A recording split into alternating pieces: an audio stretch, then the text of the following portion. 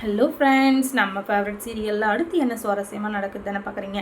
நம்ம மனோகர் எப்படியாச்சும் கூட்டு போய் அவரை உண்மையை சொல்ல வைக்கணும் அப்படின்னு சொல்லிட்டு மல்லியும் சரி அன்னபூர்ணி அம்மாவும் சரி எல்லா பிளானையும் பக்காவாக போட்டுடுறாங்க. அதுக்கப்புறமா எப்படியாச்சும் அவங்க பேசுகிற எல்லாத்தையும் ரெக்கார்ட் பண்ணி கொண்டு வந்துடுங்க. அதுக்கப்புறமா நம்ம என்ன பண்ண முடியுமோ அதெல்லாம் பண்ணிக்கலாம் அப்படின்னு சொல்லிட்டு மல்லியும் அன்னபூர்ணி அம்மாவும் அவருக்கு ஃபோன் பண்ணி சொல்கிறாங்க.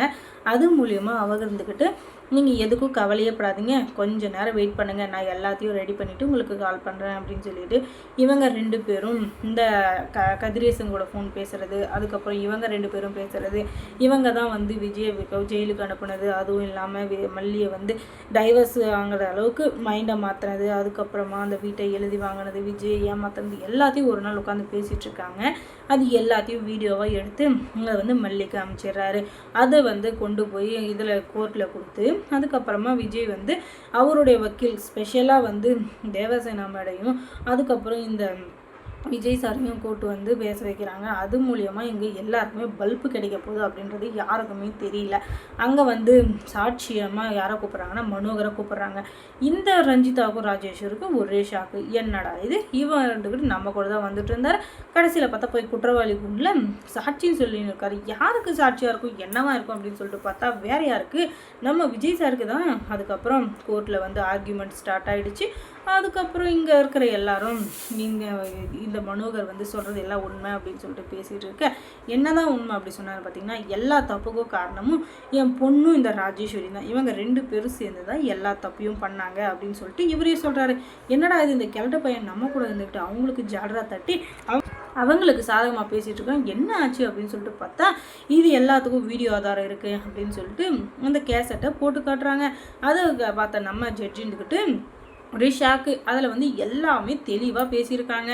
விஜயை எப்படி அந்த இதுக்கு ஏமாற்றி கூப்பிட்டு நடு தெருவில் நிறுத்தி அவங்கள வேலை வெட்டி எதுவும் இல்லாமல் பண்ணி இப்போ ஜெயிலுக்கு அனுப்பினதுலேருந்து, கதிரேசன் கூட சேர்ந்துக்கிட்டு வெண்பாவை கூப்பிட்டு போகிறதுக்கு பிளான் பண்ணதுலேருந்து, அதுக்கப்புறமா மல்லியை டைவர்ஸ் பண்ண வச்சதுலேருந்து எல்லாமே அதில் தெளிவாக பேசியிருக்காங்க. இவங்க மட்டும் இல்லை, அந்த கதிரேசனும் நிஷாவும் இவங்க கூட பேச வந்தாங்க பார்த்தியா, அதை கூட ரெக்கார்ட் பண்ணி அமைச்சிருக்காங்க. இது எல்லாத்தையும் என்னுடைய சுயநினைவோட ஒரு எதுவும் இல்லாமல் ரெக்கார்ட் பண்ணது. இதை 10 முறை பரிசோதனைச்சு பார்த்தீங்கன்னாலும் இதில் இருக்கிற எல்லாமே உண்மை அப்படின்னு சொல்லிட்டு அடித்து சொல்கிறாரு நம்மளுடைய மனோகர். அதை கேட்ட ஜட்ஜின்னுக்கிட்டு இந்த மாதிரி ஒரு சாட்சியங்கள் கண்டிப்பாக ஏற்றுக்கப்படும், ஏன்னா இதில் இருக்கிற எல்லாமே உண்மை தான், இதில் வேறு யாரும் இல்லை, இவங்க 4 பேர் மட்டும் தான் சம்மந்தப்பட்டிருக்காங்க அப்படின்னு சொல்லிட்டு ஜட்ஜி இருந்துக்கிட்டு ஜட்ஜ்மெண்ட் கொடுத்துட்றாரு. அதை கேட்டால் நம்ம இவங்க இருக்காங்களே நிஷாவுக்கும் கதிரேசனுக்கும் அப்படி தலையில் வெடிகுண்டு வச்சா எப்படி இருக்குமோ அந்த மாதிரி இருக்குது. அதுவும் இல்லாமல் ராஜேஸ்வரிக்கு மண்டையே வெடிச்சிரும் போல் இருக்குது. ஐயோ, இவன் நம்ம வீட்லேயே இருந்துக்கிட்டு இப்படி ஒரு வேலையை பார்த்துட்டானே, ஒருவேளை இவங்க அமுச்சு தான் நம்ம வீட்டுக்கு வந்துருப்பானோ, இதனால தான் இப்படி பண்ணியிருப்பானோ அப்படின்னு சொல்லிட்டு 1008 கேள்வி மைண்டில் ஓடிக்கிட்டே இருக்குது. ஆனாலும் அதை எப்படி கேட்குறது, யார்கிட்ட கேட்குதுன்னு தெரியாமல் முழிச்சு நிற்கிறாங்க. இது எல்லாமே நம்மளை சுற்றி நடக்கிறது உண்மையா பொய்யான்னு கூட தெரியாத அளவுக்கு கன்ஃபியூஷனில் சுற்றி நிற்கிறாங்க. இவங்களை போய் நம்மளது தப்பாக போச்சு அப்படின்னு சொல்லிட்டு அந்த ராஜேஸ்வரி நினச்சிட்டு இருக்கா.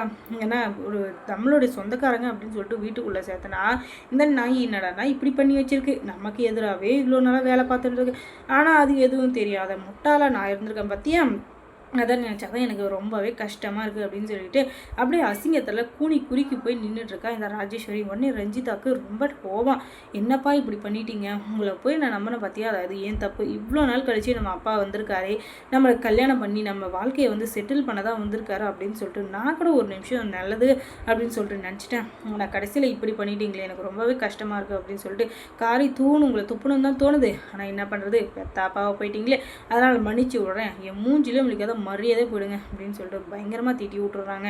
அதுக்கப்புறமா என்ன ரஞ்சிதா, இதுக்கு மேலே நீ திருந்தம்னு வச்சுக்கோங்க, நீ கடைசி வரையும் இவகிட்ட 5க்கும் 10க்கும் அடிமையாக தான் இருக்கணும், இப்போவே நான் சொல்கிறத கேட்டு என் கூட வந்துட்டீங்கன்னா நீயும் சந்தோஷமாக இருக்கலாம், நானும் சந்தோஷமாக இருப்பேன் அப்படின்னு சொல்லிட்டு இவங்க அட்வைஸ் கொடுத்தாலும் அதை கேட்குற இடத்துல இந்த ராஜேஸ்வரியும் சரி இந்த ரஞ்சிதாவும் சரி இல்லவே இல்லை. அந்த தண்டனை என்னவாக இருந்தாலும் சரி அதை பற்றி எனக்கு கவலை இல்லை, நான் இவங்களை பழி வாங்கியே திருவேன்ட்டு மறுபடியும் கங்கணம் கட்டின்னு சுற்றி நிற்குதுங்க இந்த 2 லூசுங்களும். அதுக்கப்புறம் மல்லி சீரியலில் என்ன சுவாரஸ்யமாக நடந்திருக்கும் நீங்கள் தெரிஞ்சுக்கணுன்னா நம்ம சேனலை சப்ஸ்கிரைப் பண்ணுங்கள், அதோட பக்கத்தில் இருக்க அந்த பெல் ஐக்கானை கொஞ்சம் கிளிக் பண்ணி விடுங்க, தொடர்ந்து அந்த சேனலுக்கு சப்போர்ட் கொடுங்க. தேங்க்ஸ் ஃபார் வாட்சிங்.